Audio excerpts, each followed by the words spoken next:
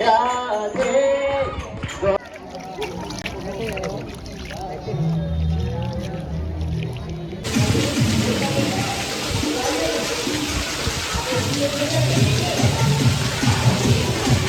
Guys, good morning, जय श्री कृष्णा, राधे राधे। कैसे हो आप लोग? उम्मीद करती हूँ आप सब लोग अच्छे होंगे। मैं भी एकदम ठीक हूँ। तो अभी सुबह सुबह का टाइम है और 10:30 बजे का टाइम हो रहा है। डेट है आज 6 फरवरी और आज गिरिराज जी की परिक्रमा करने के लिए जा रही हूँ मैं। मन तो मेरा बहुत टाइम से था लेकिन मौका नहीं लग रहा था जाने का, तो फाइनली आज तैयार हो गई हूँ मैं और बस अब थोड़ी देर में निकलना है। खाना वगैरह मैंने सारा कुछ कंप्लीट कर दिया है, पूरे घर का काम, साफ़ सफाई, बच्चों का स्कूल और लंच बनाना, उनका घर का खाना नाश्ता सब कुछ कंप्लीट कर दिया है। तो 10:30 बजे तक मेरा पूरा काम कंप्लीट हो गया और अभी 1 घंटे पहले फ़ोन आया था मेरे पास में कि चलोगी क्या। तो मैंने बोला ठीक है। और देख सकते हो आप, मैंने फटाफट से 1 घंटे में ना पूरा काम फिनिश कर लिया जो मेरा बाकी पड़ा हुआ था पेंडिंग में। तो अभी चलते हैं, पहले राधा कुंड की जाएंगे और उसके 1-2 दिन बाद में जाएंगे पूंछरी की परिक्रमा। क्योंकि ये हमारे यहाँ पे ना यही चीज़ अच्छी है कि आप एक दिन राधा कुंड की देख के आओ और जब भी आपको मौका लगे 2 दिन 4 दिन 10 दिन बाद में फिर आप दूसरी परिक्रमा दे के आओ। क्योंकि ब्रज में रहते हैं ना ये, तो यहीं की यहीं मिल जाती है, ये चीज़ होती है हमारे यहाँ पे। बाकी चलते हैं पहले और बाकी पूरा ब्लॉग आप लोगों के साथ में मैं शेयर करूँगी। राधा कुंड की परिक्रमा स्टार्ट होते ही हम गए थे उद्धव कुंड। वैसे तो गिरिराज जी में ना बहुत सारे कुंड हैं और सबकी अपनी अपनी एक महिमा है, उन्हीं में से एक है उद्धव कुंड। और उद्धव कुंड की आप लोगों को बताऊं, यह उद्धव जी का मंदिर है और इसी के साथ में है उद्धव कुंड। तो यहाँ पे हमने 2-3 मिनट रुक के आचमन वगैरह लिया था और उसके बाद में फिर आगे की परिक्रमा स्टार्ट की। जो भी मंदिर आप लोगों को मैं दर्शन कराऊंगी या आपके साथ शेयर करूंगी वो गोवर्धन के मेन मंदिर है जो पूरे 3 कोस की परिक्रमा में आते हैं। देन उसके बाद में फिर हम लोग गए थे राधा कुंड में ही है। और राधा कुंड की तो आप लोगों ने खूब सुन रखा होगा, क्योंकि राधा कुंड के बिना तो परिक्रमा बिल्कुल पूरी होती ही नहीं है, वो अधूरी मानी जाती है। और राधा कुंड में आप लोग हमेशा कभी भी आके देख सकते हो, जितनी मानसी गंगा पे भीड़ नहीं रहती ना उतनी राधा कुंड में रहती है। तो यहाँ पे सब लोग अपनी पूजा अर्चना कर रहे हैं। कारण है क्योंकि हमारी राधा रानी इतनी भोली है कि जो भी आप उनसे सच्चे मन से मांगते हो ना, वो उनकी आपकी मनोकामना पूरी जरूर करती है। तो यहाँ पे भी हमने आचमन लिया था और यहाँ पे पैर धोना बिल्कुल मना है, पैर नहीं धुलते यहाँ पे। आप चाहे तो स्नान कर सकते हो और चाहे आप ऐसे आचमन ले सकते हो। तो ऐसे ही हमने भी बस थोड़ा सा आचमन लिया था। और ये देखो कितनी सुंदर ये वाली चीज़ है ना, मुझे बहुत सुंदर लग रही थी, जो फूलों की डलिया बना के और राधा कुंड में यूँ बहा दी है। उसके बाद में फिर हम पहुंचे कुसुम सरोवर। और कुसुम सरोवर भी आप लोगों ने खूब देखा होगा, राधा कुंड की परिक्रमा में ऑन रोड ही आता है। कुसुम सरोवर रात को तो बंद हो जाता है क्योंकि पहले रात को भी एंट्री खुली थी इसकी। उसका रीज़न था, रात को इसमें शो वगैरह होता है, जैसे अभी आप लोग देख रहे हो ना, ये ग्रीन सा बीच में ये लाइट शो का वो है जो इसमें शो होता था, लेकिन फिर बंद कर दिया क्योंकि यहाँ पे ना एंट्री कर दी गई थी और कुछ थोड़े केस भी हो गए थे।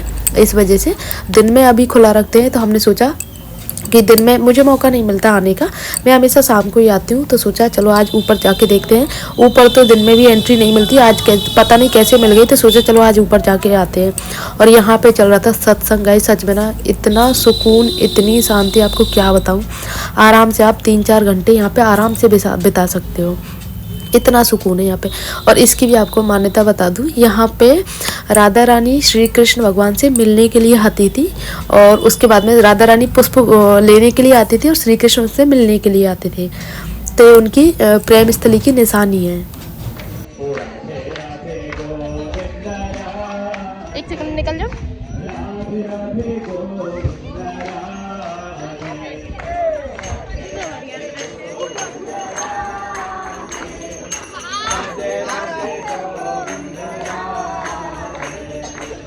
राधे गोविंदा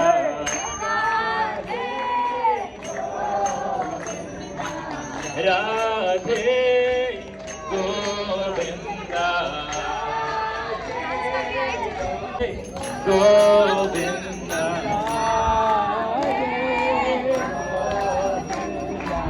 राधे गोविंदा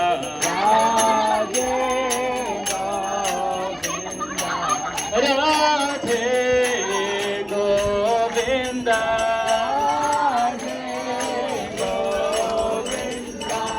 राधे गोविंदा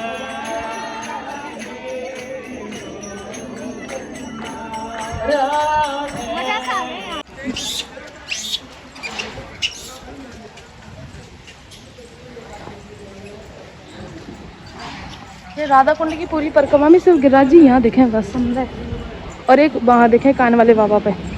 हाँ, बाकी बात कहीं ना देखें गिरिराज जी। पूंछली में तो पूरी परिक्रमा में, हाँ, क्योंकि राधा कुंड में मकान वगैरह बन गए ना। अब तो पूंछली में भी यार मकान वो बने हुए हैं, गेस्ट हाउस। और फिर हम पहुंचे कान वाले बाबा के मंदिर, लेकिन कान वाले बाबा के मंदिर पहुंचते पहुंचते बंद हो गया था, तो जाली में से ही दर्शन किए थे, क्योंकि ऑलरेडी 1 बज गया था। तो ठाकुर जी के शयन का टाइम रहता है ये, तो बस बाहर से ही दर्शन करके हम लोग आ गए थे। फिर पहुंचे मानसी गंगा, क्योंकि कान वाले बाबा से और मानसी गंगा की दूरी 500 मीटर है, तो मानसी गंगा पे भी बिल्कुल भीड़ नहीं है। जैसे कि मैंने आप लोगों को स्टार्टिंग में बताया था कि राधा कुंड पे इतनी भीड़ रहती है, उतनी मानसी गंगा पे नहीं रहती। यहाँ पे सिर्फ उसी टाइम रहती है जैसे कि परिक्रमा ज़्यादा चलती है उस टाइम पे। तो यहाँ पे भी हमने थोड़ा सा आचमन लिया था, क्योंकि परिक्रमा करने का ये चीज़ रहती है कि आप जिस भी कुंड के, जिस भी राधा कुंड हो गया, उद्धव कुंड और मानसी गंगा, ये जो मेन कुंड है ना, इन पे आचमन लेना होता है, तभी आपकी परिक्रमा पूरी मानी जाती है, क्योंकि ये बहुत पवित्र कुंड है और श्री कृष्ण के टाइम से ही है सारे कुंड।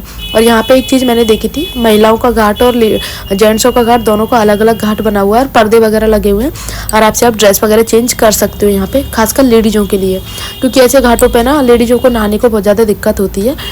तो ये चीज़ मुझे बहुत अच्छी लगी थी कि सब जेंट्सों को और लेडीज़ों को दोनों के अलग अलग घाट हैं और साथ में पर्दे वगैरह की पूरी सिक्योरिटी है। ऐसा नहीं है कि पर्सनल रूम वॉशरूम हो, पर्सनल नहीं है, लेकिन आप पर्दा लगा के कपड़े चेंज कर सकते हो आराम से। परिक्रमा से आने के बाद में शाम को हमने बनाई थी खिचड़ी, जो बाजरे की खिचड़ी होती है ना सर्दियों में बनने वाली, वो। तो खाने का काम मेरे पास में नहीं था, तो मैंने सोचा चलो गेस्ट रूम की सफाई कर लेती हूँ, क्योंकि आराम तो मिलता नहीं है। बच्चों के साथ में मैं चाहे कितना भी लेटने की कोशिश करूँ, लेटना होता ही नहीं है दोपहर को। जब कभी तबीयत खराब रहती है ना, तो वो एक अलग बात होती है। तो 3-4 बजे के अराउंडिंग मैं पहुँच गई थी गेस्ट रूम में साफ़ सफाई करने के लिए। और ये ब्लैंकेट है, मैं नीचे से ही लेके गई हूँ, क्योंकि ब्लैंकेट 2-3 इकट्ठे हो गए थे। और फिर जब मैं बेड सफाई करती हूँ ना बेड की, तो ब्लैंकेट 2-3 है, तो फिर इनको रखने उठाने में दिक्कत होती है। और अब इतनी ज़्यादा ठंड भी नहीं है कि इतना मोटा ब्लैंकेट काम आए। बच्चों के लिए थोड़ा सा हल्का, जैसे मतलब ये ज़्यादा हैवी है, उससे थोड़ा सा हल्का ब्लैंकेट निकाल दिया है, जिससे वो ओढ़ सकेंगे। तो इसको मैं पैक करके रख देती हूँ। इसका कवर बहुत अच्छा है और थोड़ी मोटी लेयर वाला कवर है, जिससे कि ये आराम से 3-4 साल चल जाता है कवर में रख के। बिना कवर में तो गंदे हो जाते हैं, और जो प्लास्टिक के कवर होते हैं वो फट जाते हैं। तो ये वाले कवर मंगा रखे 3-4, तो अच्छे से सारी चीज़ें एडजस्ट हो जाती हैं इसमें, और बड़े से बड़ा कंबल भी आसानी से आ जाता है। और इसको रख दूंगी। फिर ये दूसरा ब्लैक वाला कंबल है, ये सिंगल बेड का है, ये एज ए गेस्ट वगैरह कोई भी आता है तो उनके काम आता है। तो अभी कोई आने वाला नहीं है, और वैसे भी सर्दियां जा चुकी हैं, तो जैसे कोई आने वाला होगा तो निकाल दूंगी। फिलहाल इसको भी रख देती हूँ और फिर करती हूँ बेड की पूरे की सफाई, और साथ में रूम की भी, क्योंकि बारिश आई थी 3-4 दिन पहले, तो उसकी वजह से हल्की हल्की सीलन आ गई थी। और सीलन की वजह से आप ये जो नीचे देख रहे हो ना, जो पेंट हट गया था, तो उसकी रुनी बोलते हैं, क्या बोलते हैं, वाइट सा सीमेंट, वो पूरा रूम में फैल गया था, तो अजीब सा हो गया था पूरा रूम। तो मैंने सोचा था पहले अभी सफाई कर लेती हूँ और साथ में ही पोछा भी लगा दूंगी, क्योंकि मेरे पास में आज पूरा टाइम है, खाना नहीं बनाना मुझे, तो बस इसीलिए। और ये पतले पतले तकिए इसलिए रख रखे हैं क्योंकि जब दीदी आई थी ना, तो उनको पतला तकिया लगाने की आदत है, तो 2 अलग अलग तकिया करके और इसमें रख दिए थे, जिससे दीदी पतला वाला तकिया लगा सकें। तो अब इनको प्रॉपर तरीके से सेट कर दूँ, तब से ही ऐसे ही रखे हुए हैं। मतलब अलग अलग तकिया करने की याद नहीं रही थी, साफ़ सफाई तो कई बार हो चुकी है, लेकिन तकिया ऐसे दोनों एक में हो रखे हुए थे। तो अब ये सारे काम हो गए हैं कंप्लीट, तो मैंने रूम की झाड़ू लगा लेती हूँ। एंड गाइस, इसी के साथ में जो अलमारियां हैं ना, ये बहुत काम की हैं, क्योंकि जहाँ छोटा घर होता है ना, उसमें अगर अलमारियां हो ना, तो छोटे घर में सारी चीज़ें आसानी से आ सकती हैं, लेकिन अगर अलमारियां ना हो तो पूरा घर फैला हुआ लगता है, चाहे आप कितनी ही सफाई क्यों ना कर लो। इस अलमारियों में मैं क्या रखती हूँ, है तो गेस्ट रूम है, लेकिन इसमें हमारा सामान रहता है अलमारियों में। जैसे वूलन कपड़े होते हैं जो कभी कभी काम आते हैं, या फिर हमारे जो सूट वगैरह होते हैं 3 पीस है पतिदेव के, पापा के, और वूलन जैकेट हैं, ब्लेजर हैं, वो सारे इसमें रख देती हूँ। साथ में जैसे नई पैंट शर्ट होते हैं पतिदेव के आने जाने वाले, वो भी इसमें रख देते हैं, क्योंकि सारे मतलब ये कुल मिला के शायद मेरे हिसाब से 8 अलमारियाँ हैं। हाँ, 2-2 के हिसाब से हैं, तो 8 अलमारियाँ हैं। सारा सामान इसमें आसानी से आ जाता है, तो अलग से कहीं रखने की ज़रूरत नहीं थी। अभी आप सोच सकते हो पहले जब ये रूम नहीं बना था तो मैं कैसे सारा सामान मैनेज करती हूँ, लेकिन उस टाइम पे बच्चे नहीं थे, तो इतना ज़्यादा सामान नहीं होता था।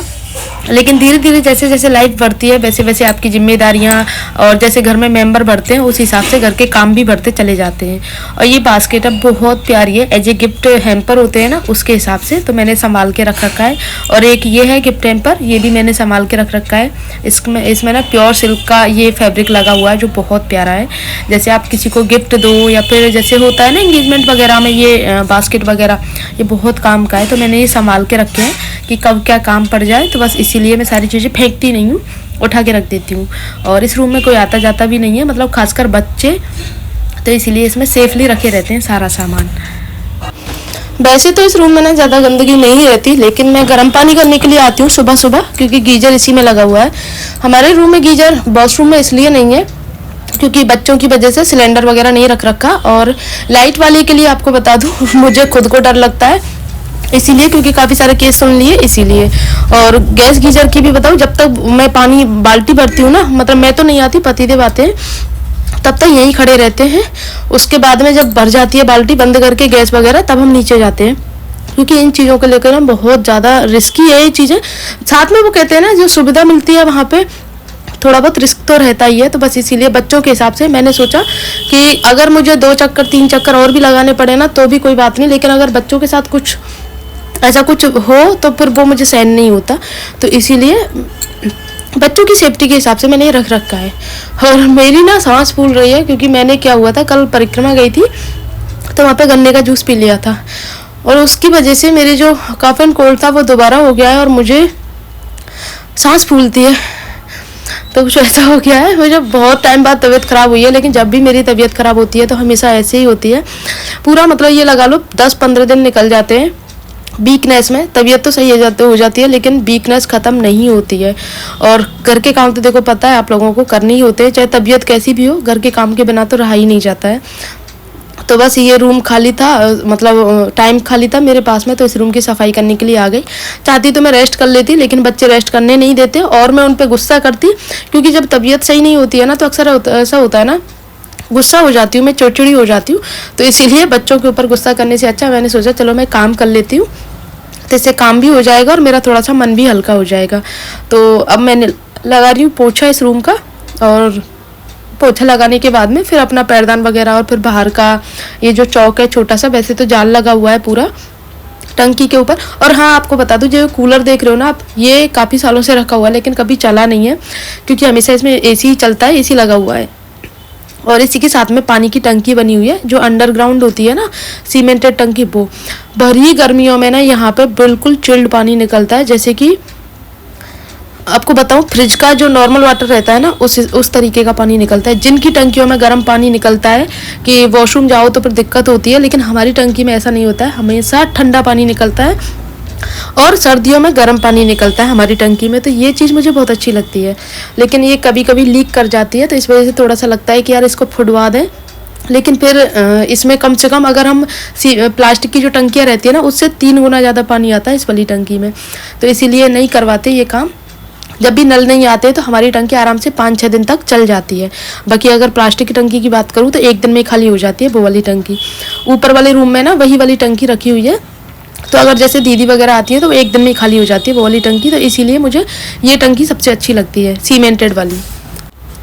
एंड गाइस इसी के साथ में ना मेरा पूरा काम जो है कंप्लीट हो गया है, और अब पैरदान वगैरह बिछा देती हूँ क्योंकि मैंने पंखा ऑन कर दिया था ऑलरेडी, जिससे पोछा भी जल्दी सूख गया था। और अब बस लाइट वगैरह बंद करके चलते हैं नीचे, देखते हैं नीचे क्या करना है, बच्चे क्या कर रहे हैं। और ये देखो गाइस पूरा रूम साफ़ होने के बाद में कैसा लग रहा है।